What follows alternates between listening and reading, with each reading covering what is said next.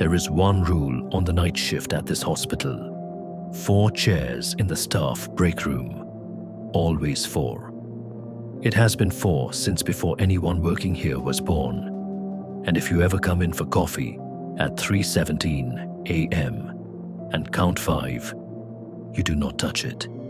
You do not report it. You do not look at it for more than 1 second. Because the more you acknowledge the extra chair, the more the hospital begins to forget you exist. I know that now. I didn't know it the first time I counted 5. My name is Daniel Marsh. I am a registered nurse. I work nights on a general medical ward in a public hospital in South London. And I've done so for 11 months, ever since my ex-wife sat across from me at our kitchen table and told me, very gently, that I had become someone she no longer recognized. She wasn't wrong. The divorce went through in March. I moved to nights in April. There is a logic to that sequence that I've never examined too closely. Night shift suits a certain kind of grief. Nobody asks how you're doing at 2 a.m. They're too tired to mean it, and you're too empty to answer. And the arrangement suits everyone.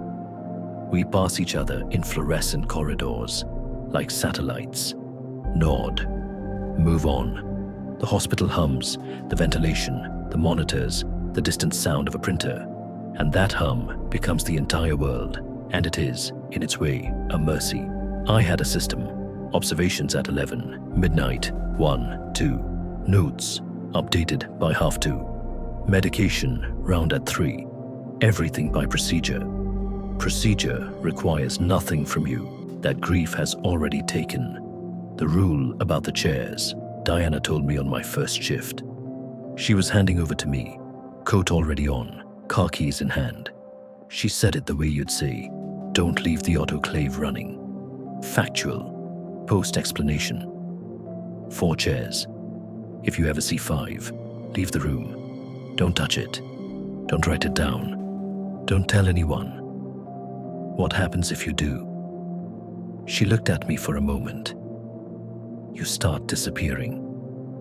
She left before I could ask what that meant. For 8 months, I counted 4 chairs every single night and thought nothing more about it. The night it changed, I was tired in the particular way that has nothing to do with sleep. It was a Tuesday. Quiet ward. 2 post-ops stable. 1 respiratory case improving. 1 elderly patient with a UTI who kept pressing her call button and apologizing for pressing it. I didn't mind. It was something to do. At 3:14 a.m., I went to the break room for coffee. The smell hit me first. Disinfectant, the usual background note of any hospital corridor, but sharper here, concentrated, like something had just been wiped down. The fluorescent light above the kettle was flickering at the edge of its range, not enough to notice if you weren't looking, just enough to make the shadows shift. I counted the chairs. 5. I stood in the doorway and I counted again. 5. The extra one was between the table and the window. Plastic. Standard issue. Identical to the others. It had no right to be there. And yet, it was there with complete conviction. The way objects are when they have always been somewhere and always will be. The monitor on the wall, the one that cycles through ward alerts and bed status updates, showed a single blinking cursor in the middle of a field that should have been full of patient data. Just a cursor, pulsing. Then the screen reset to normal, as if embarrassed. I should have left. I know that. You need to stop looking at it. I turned. A young man was sitting at the table, late 20s, dark circles under steady, careful eyes. He was wearing pale blue patient clothing, the kind we issue to people who come in without their own, and his hands were folded in his lap with a stillness that felt practiced, like someone who had learned to hold themselves very still, so as not to disturb the air around them. My first thought was, which ward? My second thought was, I should call this in. He shook his head, as if he'd heard both. Please don't press the call button. Don't log this conversation. Don't confirm the chair. His voice was quiet, specific, not frightened. Every time someone does any of those things, the system decides there's an error to correct. And right now, the error is me. I put my hand down from the call button. My name is Ethan, he said. I was a patient on this floor 14 months ago. Routine surgery. I was in the system the way everyone's in the system. Name, DOB, allergies, next of kin, all of it. He paused. At 3:17 on a Tuesday morning, my file dropped. 3 minutes. The allergy field went blank. A nurse who'd never met me gave me something I was severely allergic to. The file came back, I said. Yes. He looked at his hands. I didn't. The kettle finished boiling. Neither of us moved. There's a patient in ICU, he said. Bed 6. His name is Raymond Osei. He's 3 days post-op, recovering well. He has a penicillin allergy. Full anaphylaxis risk. It's in the system. It's on his wristband. It's been flagged twice. He looked up. Tonight, between 3:20 and 3:25, the system will drop his allergy field, the same way it dropped mine. The registrar on call will request amoxicillin for an unrelated issue.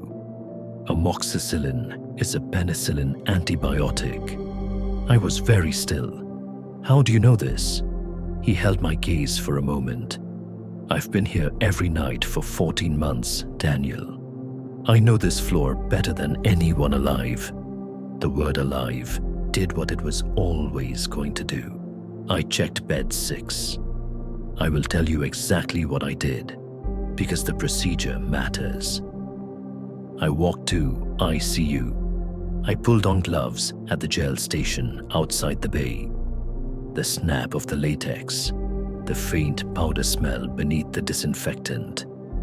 I opened the digital chart on the bedside terminal. Allergy field, loading. The wheel spun. The field was blank, not empty. The field existed, but the data inside it was gone. The way you can see the shape of a word someone has erased from a whiteboard. Raymond Osei slept. His O2 sat was fine. His chest rose and fell with no difficulty. He had no idea. I crossed to the paper chart, clipped to the foot of his bed. Penicillin allergy, anaphylaxis, written in red. His wristband said the same, in the same red. The system had forgotten. The paper had not. I wrote it on the whiteboard, above his bed in capital letters, with a red marker. I underlined it twice. I was still writing when the registrar came in. She had the amoxicillin already drawn up in a syringe. She was looking at her tablet, not at the whiteboard. She was tired. 3rd night in a row, I'd later find out. I said, "Stop." She looked at me. I said, "Penicillin allergy, check his wristband." She checked the wristband. She looked at the whiteboard. She set the syringe down on the tray without a word. The way you set something down when your hands need to be empty so you can think clearly. She pulled up the system on her tablet. The allergy field was back. Penicillin, anaphylaxis risk, as if it had never been gone. "How did you know to check?" she asked. "Paper chart," I said. She nodded slowly. She ordered a different antibiotic. She went back to her night. I stood at the foot of Raymond Osei's bed for a moment. He was still asleep. He would wake up in the morning and eat breakfast and not know. I envied him, that in a way that felt very close to love. When I came back to the break room, Ethan was still in the chair. He looked at my face, and something in him came loose. Not dramatically, not with tears, but the way a knot releases when you finally find the right angle. His whole body softened by 3 degrees. "He's fine," I said. "Yes," he exhaled. "Someone stopped it. That's all. That's the whole thing. Someone stopped it." We sat in the hum of the hospital for a moment. Then I went back to my round. The first sign came 2 nights later. My colleague Priya walked past me at the nurse's station and didn't say hello. Priya always says hello. She greets everyone: patients, porters, the man who delivers the pharmacy order at midnight. She walked past me, and her eyes moved over me the way eyes move over a wall. I said her name. She turned, looked mildly puzzled, and said she hadn't seen me come in. I had been standing 4 feet in front of her for 30 seconds. That was the first sign. The second, my name on the printed rota, which had been clearly typed for 11 months, had developed a blur. Not smudged, not corrected, just uncertain, as if the ink had decided not to commit. I held it under the light for a long time. The third, the CCTV footage. I shouldn't have checked it, but I did. The camera covering my station from 2 to 4 a.m. showed a corridor, everything exactly as it should be. The medication trolley in its spot, the hand gel dispenser, the chair outside the bay where I sit to write notes. The chair was empty. I had been sitting in it. The fourth, my badge photo. I looked at it in the locker room mirror, the little laminated rectangle I'd worn every day for 11 months. The face was still there, technically, but the edges were soft. The contrast was going. It had the quality of a photograph left too long in the sun, present but fading, as if the image was reconsidering itself. The fifth was the charts.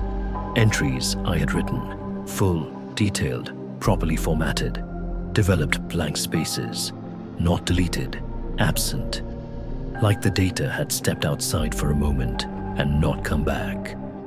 I started keeping handwritten notes on paper tucked into my chest pocket. Old habit from my student days. The paper stayed legible. The paper, whatever this was, did not know how to eat. At 3:17 on the 9th night, I went to the break room. I counted 6 chairs. Ethan was already sitting in the padded one. He looked at me the way a doctor looks at a patient whose labs have come back the way he feared. "It's speeding up," he said. "I know. You're being treated as an inconsistency. The more the system can't account for you, the harder it works to remove the evidence." He leaned forward. "There's a loophole. I found it. I had 14 months to look and I found it. But it only works once, and it only works because of what you did." I sat down at the table, not in the 5th chair, not in the 6th, just at the table. "Save in bed 6, I said. "One true save. Someone who genuinely stopped what happened to me from happening to someone else." He held my gaze. "It gives me one wish. The only word I have for it is a wish, which sounds absurd, but it's real." "What does it do?" "A rewind, small one, back to before the first night. I go back with everything I know, and I set up protections for you. Handwritten allergy sheets, paper copy of your rota, redundancies everywhere the system likes to go blank. You still save Raymond Osei, but you do it clean, and the system never catches the thread. It never finds you to begin forgetting you." I looked at the 6th chair. I looked away. "And you?" I asked. He was quiet for a long moment. "There's no version where I come back," he said. "But there might be a version where I stop doing this." He gestured at the chair, the room, the 3:17 a.m. of it, where I rest instead of repeat. I nodded. I didn't say I'm sorry. because it wasn't enough, and he didn't need my not enough. What do I need to do? The hospital archive is in the basement, past the mortuary corridor, past the boiler plant. It smells of paper and sealed time, the way all archives do. The lights are fluorescent and do not flicker. There are no windows. 14 months ago, a nurse on this floor had filed an incident report naming Ethan, naming the dropped allergy field, naming the failure in full. The report was withdrawn before formal logging. Administrative decision, reasons unspecified. Withdrawn, but not destroyed. It was in a box in the archive. If I resubmitted it, proper paper form, countersigned, time-stamped, into the formal paper log, it would exist in 3 physical locations simultaneously. 3 copies. 3 pieces of paper in a locked room that no server could touch. Ethan would be provably real. And once he was real, I would be the person who had helped him. And the logic unraveling me would have to contend with something it could not process. It would push back, Ethan said. When you're down there, silence, the light going flat. You might feel like you're being pulled somewhere. Pulled toward what? He looked at the 6th chair. Don't sit down, he said. Whatever you do, don't sit down. I found the report in 8 minutes. His name, his DOB, his allergy, the failure, documented in the clipped language of NHS incident forms, which somehow made it worse. I filled in the resubmission form by hand. I countersigned it myself. Irregular, but not invalid. I dated it. I placed it in the formal submission folder. I made a handwritten copy and placed it in the archive box. I photographed it with my phone. Then the light changed. Not off, not flickering. Flat. The way light goes when it stops coming from anywhere in particular. When the room is illuminated but not lit. The fluorescents were still on. The quality of seeing had simply subtracted itself. The archive went quiet. Not empty room quiet. The other kind. The kind that means something is deciding whether you are worth the effort of continuing. I looked at my badge. The photo was a white rectangle. My name below it was gone. The shelf was cold under my hand. I held it. I thought about Raymond Osei, waking up to eat breakfast, not knowing. I thought about Priya, saying hello to everyone.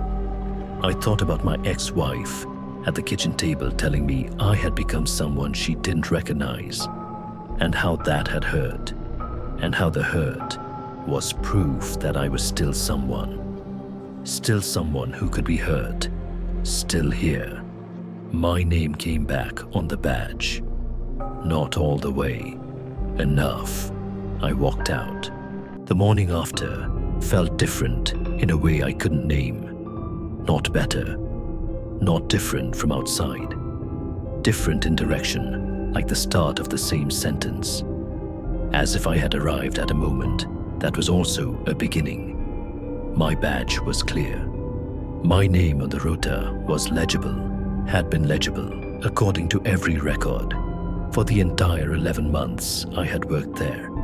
Priya said good morning in the car park, with the warmth she always had.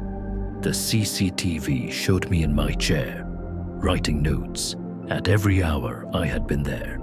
But my phone didn't match the CCTV. In my camera roll, the photo I took of Ethan's resubmitted report was still there, except the timestamp was wrong. It read November 12th, 2:58 a.m., a night that, according to every rota and every record, I was never in the building. On the break room table, there was a handwritten note I did not write. One side listed Raymond Osei's allergy details in full, with a note, check the whiteboard before the paper chart, before the system. In that order, every time. The other side said only 4 chairs.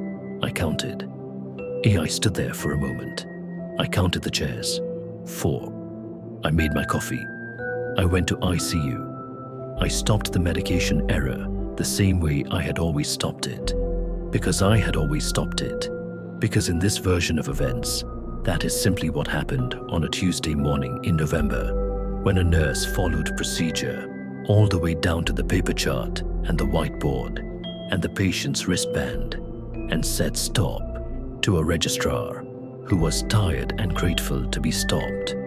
Raymond Osei ate breakfast, went home 4 days later, sent a card to the ward that said thank you for everything in large, careful handwriting.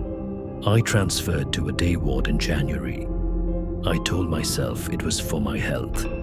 This was true. I also started talking to someone about the divorce, not because I'd found a way to stop missing her, but because I had found, in a basement archive room at 3:17 a.m., something like the difference between a person and the shape a person leaves behind. And I did not want to be the latter. I went back to that floor once in February to drop off a training form. I went to the break room out of something that wasn't quite habit and wasn't quite anything else. I counted 4 chairs. I poured a coffee I didn't finish. At 3:17, I checked my watch, the way you check a healing wound, just to be sure. The CCTV monitor on the wall flickered. Not a glitch, a different kind of interruption, the kind that lasts exactly as long as it needs to. In the snow of that moment, the feed showed 5 chairs. The 5th was occupied. Then the image cleared. 4 chairs. Empty room. A hospital, doing what hospitals do at 3:17 a.m., which is hold the line between one kind of darkness and another, and ask nothing from the people inside it, except that they keep showing up. I turned off the light. I went home. London was cold and wet and full of people asleep in the dark, and I was glad for them. Genuinely. The way you are glad for anyone who gets to sleep through the worst of something and wake up not knowing what they were saved from. My chest hurt, the way it does when something is ending. My chest hurt, the way it does when something is finally, at last, over. At 3:17 a.m., I still count the chairs. I always will.